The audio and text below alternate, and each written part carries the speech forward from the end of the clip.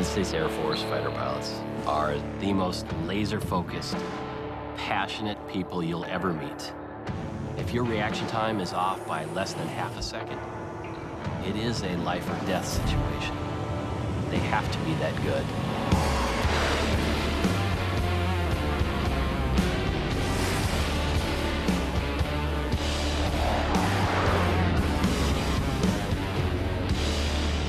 My job is to teach Air Force pilots the art and science of being a fighter pilot.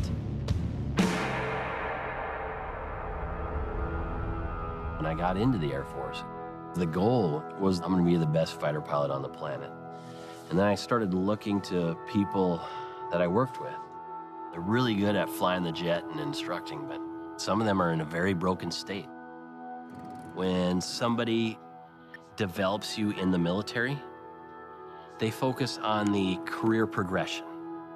And that didn't allow for growth in other areas and the overall growth of a human being. We see it time and time again in our community. People are so good at being a fighter pilot, but they're missing these other critical elements.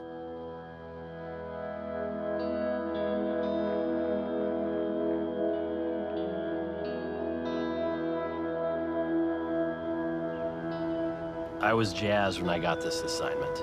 I thought this would be an opportunity to change. We could do things better. Our most precious commodity is not this jet. It is that wingman, and it's you, the instructor pilot, and it's your family. And if we don't take care of that wingman, that instructor pilot, and if we don't develop them, then we failed. So we went right after the flight commanders. And we said, we are going to make you a better fighter pilot, a better instructor, a better husband, a better father. I'm going to make you a better leader.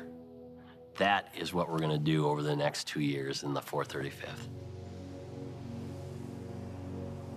For a long time, the military has worked on a leader-follower mentality.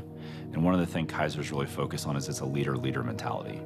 So it's leaders who are developing more leaders. One of the things we do in the squadron to develop the leadership team is we'll get together and we'll watch a video or go through a reading, and we'll sit around the table and discuss what spoke to us in the room about what we just watched. How can we apply it? We're constantly looking for opportunities to meet with people from within the Air Force, out of the Air Force, academia, and we'll, as much as possible, try to get in a room with them in a small group situation and pick their brains. Serving under Kaiser's changed my leadership in some significant ways. One of those ways is the idea that if where the squadron's at right now is not where it could be, you need to cast that vision and show people where we can be, then you also need to provide them with a way to get there. And then the second one would be taking care of people. He comes in front of the whole class, and the first thing he tells them is, I'm proud of you, I care about you, I trust you, and I love you. He takes each individual person and the areas that that person needs to grow, and then very intentionally, he focuses on those areas. He sent me a text message one night, and he told me I should go to marital counseling with my wife.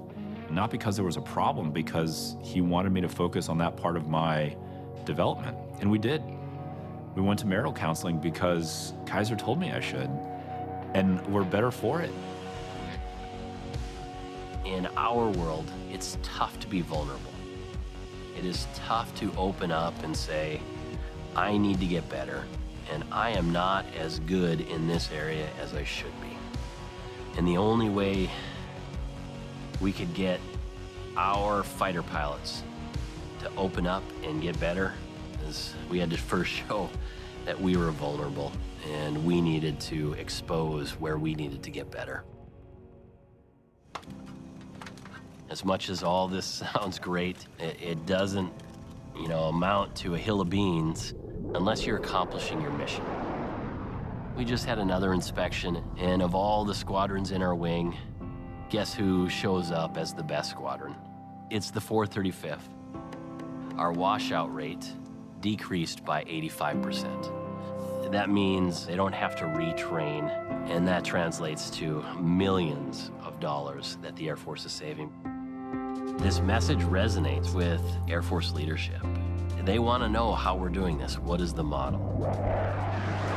His role is not in making sure that we're doing the mission. That's the director of operations job. That's his second in command's job. His job is to lead the squadron. His job is to build the Air Force's next great leaders. He asked me the first time we met is, do you care? And at first I'm like, well, of course I care. But if you think a little more deeply into that question, if someone cares, you can work with them on anything else. And I think the first step in caring about something is you have to have something that's bigger than you. And Kaiser definitely has something in his life, his faith, that's bigger than him, that drives him. And it has had a tremendous impact on our squadron, the fact that he lives that out. My faith is everything. It's who I am. And I know you're not allowed to go ahead and preach your one religion. And as weird as it sounds, I kind of like the policy. Stop talking about it. Live it out. Live it out the way you lead, the way you teach, the way you treat other people. Our wingmen will not remember anything that I have taught them on basic fighter maneuvers. They won't remember that 5 years from now.